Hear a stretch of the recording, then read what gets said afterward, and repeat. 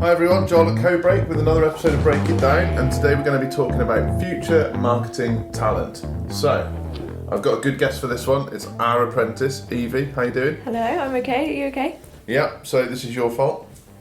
This is your idea. What was my idea? We wouldn't describe you as talent unless we had high hopes for you, I suppose. So, what do we mean by future marketing talent? So, partly the young people that maybe aren't looking to learn through a degree, and they want to learn through real work, in terms of apprenticeships, like I have. Yeah, alright. So, I guess I know your journey. Yeah. I know how you ended up here, but the listeners don't. Yeah. How did you end up at Codebreak? So, last year I came for work experience in summer. Mm-hmm. Following an interview that I had in March with you. Yeah. I was looking for more of the creative side of this. So I was working on proper projects, doing all creative stuff, drawings and things like that. And then I was only here for a week, and you had a position in December, I think it was. Yep. And so you asked me for an apprenticeship, if I was still looking for it. I think you're being modest. So, the real story is one of our marketing executives left. Yes. To go and pursue a slightly different type of career.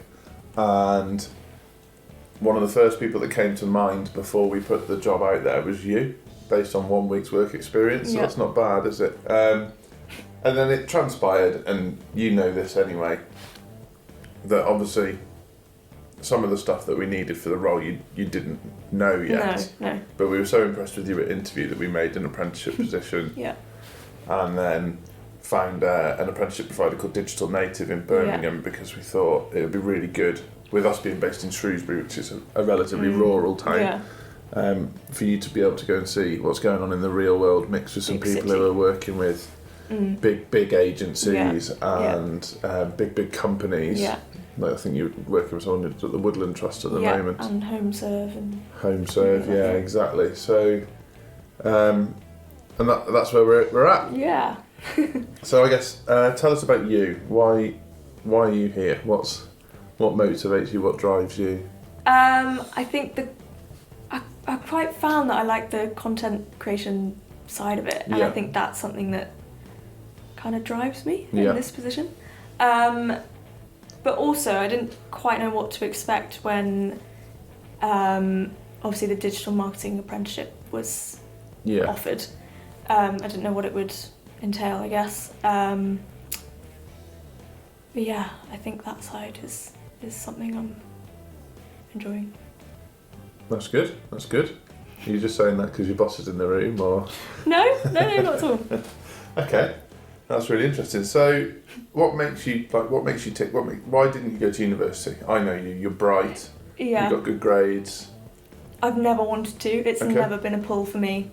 A lot of my friends have, and that was kind of hard sticking to my mind and my guns, thinking I'm not going. I don't want to. Not a trend, but I don't want to follow that trend. I don't want to just go along with it because it's the easy option. And in college and in secondary school, you're always pushed to think about uni, about like uni applications, personal statements and things like that. Never wanted to do it. Partly because I didn't want to come out of university after 3 years of studying and not know where to go, not have a direction. And the same thing with wasting 3 years if I realise I hate it. I'm stuck in uni learning things. But yeah, I just wanted to be in the real world learning and... Yeah, and I guess what a lot of people don't realise is once you've done an apprenticeship, you can jump onto a degree apprenticeship after that anyway. So if learning things in a real world environment is your way of learning, then that option's still available to you. You can still get yourself qualified up to that level if you wanted to. It's not, you haven't shut that door. I didn't realise you could do that either. I thought it was just... School doesn't tell you. No, they don't tell you at all. You have to find it out yourself. Yeah, no, I think I would have taken that route if I could do it again. I'm not sure it did exist when I did it. Because apprenticeships? No, apprenticeships existed. I don't know if degree apprenticeships did. Oh, I see. You could go on. You could do like the BTEC route and then higher national diploma and that. See, that's all I thought that was available, because that's just the traditional way of doing it, I guess. But and I don't think there's many firms in Shropshire pushing it. No. So not at all. Okay. So away from work, kind of. Obviously, a lot of your friends have gone off to university. Yeah. Although chances are they're around at the moment due to COVID. They're at home now. But how was that different for you, that everyone kind of upped and left, and you, at the time, were working in retail? And Yeah.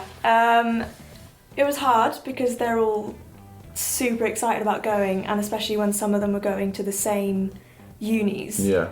So they just knew their path for the next couple of years. I didn't have that. I didn't have a clear route or a clear goal. That was quite hard, especially when they're all getting super stressed about writing their personal statements and like earning all the UCAS points that you have to get into certain places. I mean, that was quite nice, I gotta say, not having the huge stress on me and I guess when I was in college. It must be interesting for you now because they're nearly a year into their uni courses. And you've jumped way ahead of them in career terms. Yeah. So you're obviously an important member of our team. Yeah. I would say you've learnt more in the 6 months you've been here than I did in the 3 years I was at university. Wow. I think even today, you've had a piece of PR published in local press today. Yeah. Not many 19-year-olds No, I never doing thought that would happen. Yeah. No way. No. And fingers crossed other local press picks it up too. Yeah. So that I'm not doing down the university approach. I learned a lot at uni. Yeah. I got introduced to people who I still talk to now. Yeah. I mean, we've had some great guests on the podcast from my uni experience, and I learned so much in the freedom of being able to be as creative as I wanted. That was really important. And what I hated after uni, my first year in employment, was how little creative freedom I had. So I went from 3 years of being able to do what I want to a year of really, really constrained. So did you go straight into work from uni? Yeah. So a local print design agency advertised in our uni, and so we basically all went up against each other. Oh, wow. And I went into there, and then I freelanced for Manchester agencies at the same time. Hi, Joel and Andy here. Thanks for listening to our podcast. We're loving sharing our marketing tips with you. If you'd like to kickstart your marketing, why not jump on a discovery call? Simply visit codebreak.co.uk and apply there. Hopefully speak to you soon. Take care. And that was my creative outlet. I would freelance for Manchester agencies knowing I wasn't getting paid what I was worth. Yeah. But it meant I got to work on stuff that was really cool. So that was good. I worked on some top brands during that period. But if apprenticeships had been available like they are now, I could have worked on those top brands to learn. Yeah. Yeah. And I mean, some of the clients that we bring in that you get exposure to, people at uni are having to make up that they're working for those kind of brands. Yeah. And I think it's always crazy they're doing things like case studies when they're not actually real, they're not actually understanding what's going on behind it. Yeah. I'm working on live things that are real, that are actually happening. Speaking of case studies, obviously yesterday you built a Google data studio for Codebreak data actually. And that obviously pulls in how our ads are performing on Facebook, how they're performing on LinkedIn, how they're performing on Google. It pulls in our website traffic, it pulls in our Facebook insights. Yeah. So anyone in our company can hop on and see like a screenshot of where the company is from a marketing perspective. There's not many people doing that on a marketing degree. So No. It's amazing. I've never been on Google Data Studio before. Yeah. That was really, really cool. Yeah. And really, I think it's quite easy to use. Yeah, it was super easy, wasn't it? Just plug in, drag and drop, plug in, drag and drop. There's so much more data we could be looking at there, but we're just, from our perspective, we just want that snapshot of our company, which I don't think many companies are doing. I've got a coaching session with a big licensing company today, and I'm going to talk to them about what are you doing for your marketing snapshot. And it's going to blow their minds Yeah. because it's like, well, we've got the sheet that we can just hop onto, change the dates and flick around it, and it tells us everything that's going on across all of our platforms. Not many businesses will be doing that to that extent, and I think that's a really cool thing for you to be doing. Definitely. Yeah. Okay, so let's assume you're not the stereotypical apprentice, because I think certainly when I was your age, apprenticeships had a bit of a bad I feel like they still do. stigma, Yeah. and that's wrong, because I also know that anyone that was apprentice when I was your age is far wealthier than me. Yeah. You look, local plumbers and electricians are making a killing. Oh my goodness, yeah. So, but like, what makes you tick? What do you do in your spare time? So at the moment I'm doing lots of arty painting stuff at home, and it's been like busy. I don't want to say it's like a job, but a lot of my friends are asking for like custom painted things and posters and bookmarks, and so I'm just doing that in evenings and weekends, which I'm really enjoying. It's fun, it's nice for downtime, and it's really nice knowing that people actually like my stuff. What you do, yeah, you're a bit dangerous. We sort of keep an eye on you from a distance, and she's going to leave us and set up an Etsy store. We can see it coming, but we're not going to let you. So no, but that's it, isn't it? You know, I said to you today, what did you get up to last night? You said, I sat in the garden with my family chatting. Yeah.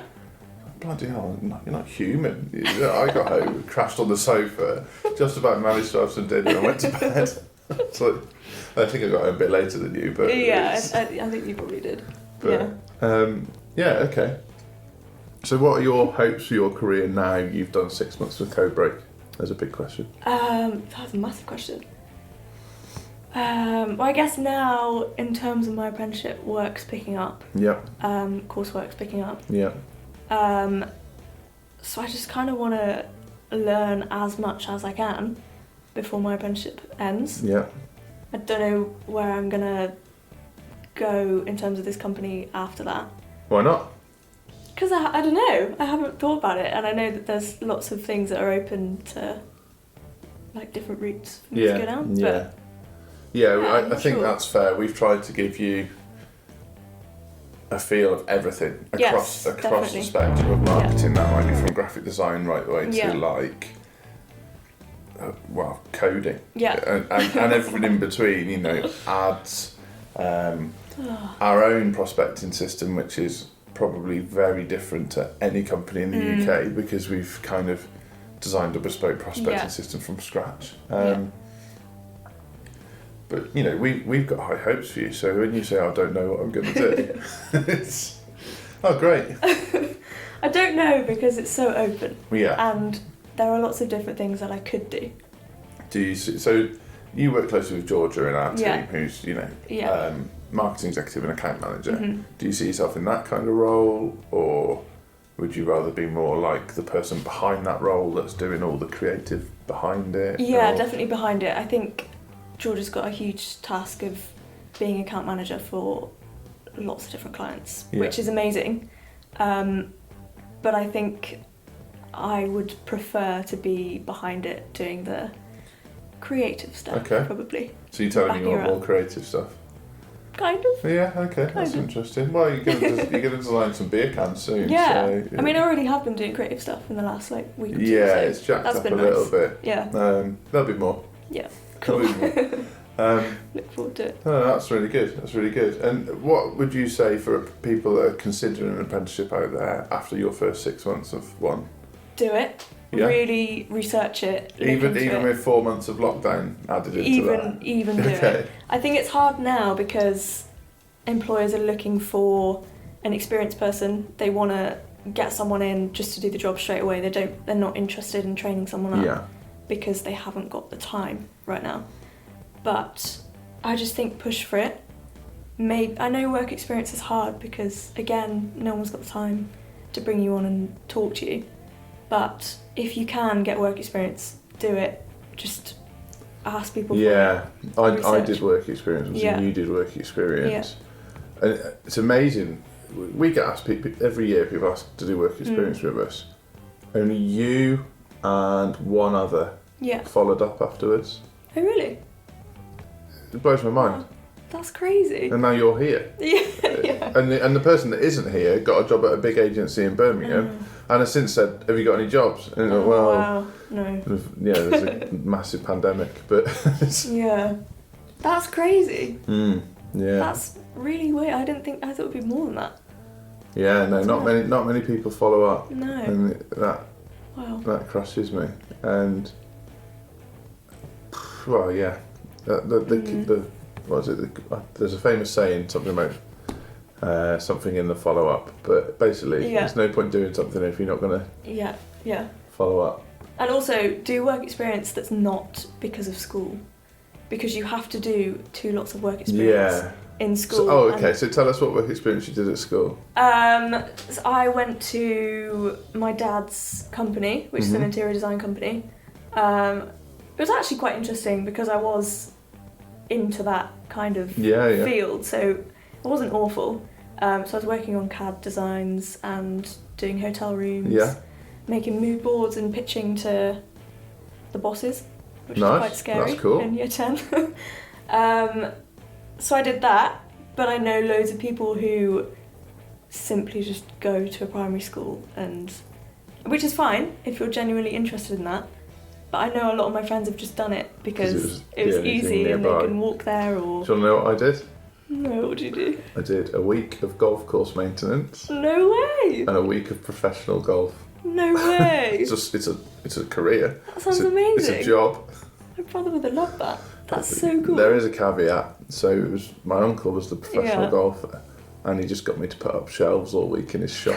so I thought I was going to be playing golf, but I ended up putting in shelving units in a shop.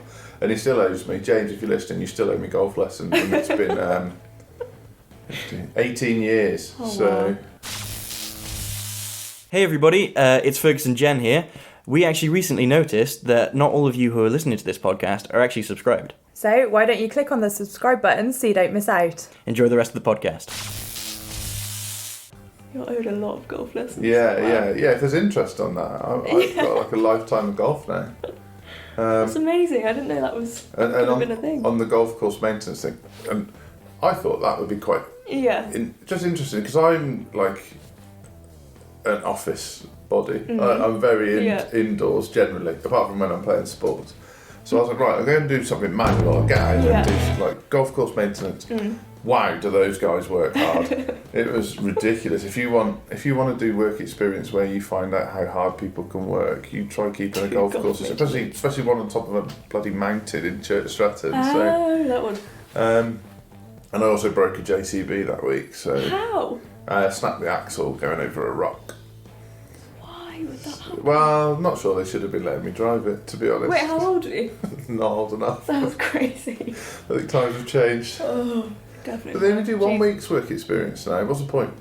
Yeah, I feel like it's quite hard to get a proper feel for it after just a week. Yeah. Golf maintenance, wow, I didn't know. Yeah. You even did there that. wasn't many graphic design agencies in Church Stratton, so it was good. I think it was cool. I was really interested. Yeah. Obviously, not where you've ended a massive area of land to try and maintain, and like the management aspect of it, and having to think about what you're doing and why you're doing it, and when you're doing it, because people want to obviously come and play on the course. It was really interesting. But okay, we've gone off track there. We have a little bit. Majorly. So what happens on your apprenticeship? What happens now? You're 6 months in. It's a 12 to 18 month job, isn't it? Yeah. So at the beginning, my coursework was quite quiet. I was kind of just learning the ropes here, but now it's definitely picked up. There's a lot of campaign writing that I've got to start properly looking at. So that's basically me interpreting client work that I'm on now or internal work, and writing up about it, making sure that it checks boxes that need to be checked.